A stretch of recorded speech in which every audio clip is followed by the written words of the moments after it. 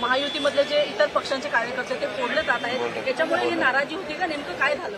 नाही, आज मुख्यमंत्री महोदयांच्या बरोबर आमची चर्चा झाली, बैठक झाली आणि त्या बैठकीमध्ये महायुती मजबूत झाली पाहिजे, महायुतीमध्ये कुठेही मतभेद होता कामा नये, महायुतीला कुठेही गालबोट लागू नये आणि म्हणून आम्ही महायुतीने लोकसभा लढलो, महायुतीने विधानसभा लढलो, महायुतीने आपण विधानसभा लँडस्लाईड विक्ट्री यश प्राप्त केलेलं आहे आणि त्यामुळे कुठेही वातावरण या स्थानिक स्वराज्य संस्थांमध्ये बिघडू नये, खराब होऊ नये अशा प्रकारची भूमिका मुख्यमंत्री महोदय आणि माझी दोघांची आहे आणि त्यामुळे यामध्ये मुख्यमंत्री महोदयांनी देखील सांगितलेलं आहे की आता जे इंटरनल जे प्रवेश आहेत, शिवसेना भाजप, भाजप शिवसेना किंवा महायुती, हे कुठल्याही परिस्थितीमध्ये घेतले जाऊ नये.